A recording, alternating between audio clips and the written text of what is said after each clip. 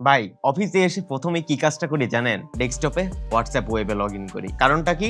Daily হাজারো message call attend করতে হয়। হোয়াটসঅ্যাপ ওয়েব কিন্তু সেই ২০১৫ সাল থেকেই আছে, কিন্তু একটা জিনিস আজকে পর্যন্ত মিসিং, কলিং। হোয়াটসঅ্যাপ ওয়েবের চ্যাট ঠিকই করতে পারি, কিন্তু কলগুলো অ্যাটেন্ড করতে আমাকে কিন্তু সেই পকেটে হাত দিয়ে ফোনটাই বের করতে হয়। ফাইনালি সেটা বদলাতে যাচ্ছে। হোয়াটসঅ্যাপ ওয়েবেই এবার আসছে ভিডিও কল এবং ভয়েস কলের সাপোর্ট। তো এখন থেকে আর মাইক্রোসফট স্টোরে গিয়ে আপনাকে হোয়াটসঅ্যাপের ডেডিকেটেড অ্যাপ নামাতে হবে না। ব্রাউজার থেকেই কিন্তু আপনি সব ফাংশনালিটি পাচ্ছেন, হোক সেটা ক্রোম কিংবা এজ। কিন্তু ফিচারটি এখনো খুবই লিমিটেড। 1-to-1 ভয়েস কল এবং ভিডিও কলের সাপোর্টটি আপনি এখন পাচ্ছেন। গ্রুপ কলের অপশনটা এখনো নেই, কিন্তু অ্যাকর্ডিং টু হোয়াটসঅ্যাপ ফিউচারে আপ টু 32 জনের গ্রুপ কল সাপোর্টও আসছে। এর পাশাপাশি আরো আসছে স্ক্রিন শেয়ারিং সাপোর্ট, যেটা অনেকের জন্যই খুব বড় একটি ডিল ব্রেকার। আর যারা সিকিউরিটি নিয়ে কনসার্ন তাদের জন্য বলে নেই, এখানেও কিন্তু থাকছে এন্ড টু এন্ড এনক্রিপশন, অর্থাৎ একটি সিঙ্গেল চ্যানেল প্রোটোকল। তো বলতে পারেন সিকিউরিটির দিক দিয়ে আপনি একদম হোয়াটসঅ্যাপ মোবাইলের মতোই সিকিউরিটি পাচ্ছেন। বাট সব ফিচারগুলো কিন্তু একসাথে আসছে না। বেটা ইউজাররা ধীরে ধীরে কিছু কিছু ফিচার পাওয়া শুরু করেছে। এখন কল লিগ কিংবা স্কেজুয়াল কলের মতো অপশনগুলো ভবিষ্যতে যোগ হবে।